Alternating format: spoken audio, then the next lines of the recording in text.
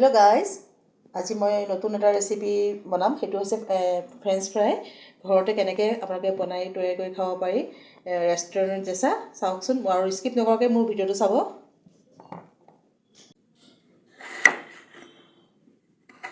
এইটো ঘৰতে বনাই খালে বেছি ভাল হয়, আপোনালোকে ট্ৰাই কৰিব। মই এতিয়া এটা চচপেনত পানী বইল কৰিছোঁ আৰু 5 মিনিটৰ কাৰণে মই আলুখিনি বইল কৰিম আৰু লগে লগে মই টুকি দিম। 5 মিনিটতকৈ ওপৰ হ'লে আলুখিনি বেয়া হ'ব, টাইম চাই থাকিব লাগিব।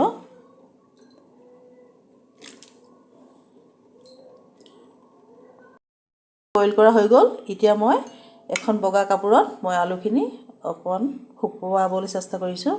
শুকালে এইখিনি ফ্ৰাই কৰি দিম আৰু পানী থাকিব নালাগিব। আলুৰ পৰা পানীটো শুকাই গ'ল। তাৰপিছত এতিয়া মই ইয়াত কৰ্ণফ্লাৱাৰ 1.5 চামুচ দি পেলাই এইখিনি এতিয়া মই ফ্ৰাই কৰিম। অলপ সানি ল'ব লাগিব।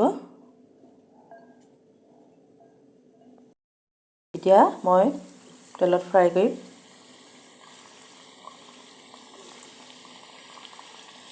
দুবাৰ ফ্ৰাই কৰিব লাগিব। এবাৰ ফ্ৰাই কৰি টুকি পেলাই তাৰপিছত আকৌ নেক্সট বাৰ ফ্ৰাই কৰিব লাগিব, তেতিয়াহে অলপ মচমচীয়া টাইপৰ হ'ব।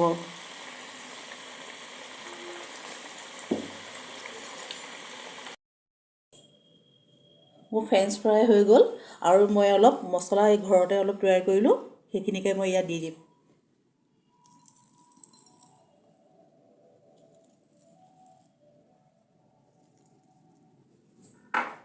ফ্ৰেঞ্চ ফ্ৰাই হৈ গ'ল। এয়া চাওকচোন, এয়া চচ ল'ব আপোনালোকে, মেয়নিজ ল'ব আৰু গৰম গৰমকৈ। বহুত টেষ্টি হৈছে। মোৰ যদি ভিডিঅ'টো চাই ভাল লাগিলে লাইক আৰু কমেণ্ট এটা কৰিব। আজিলৈ আহিলোঁ, বাই।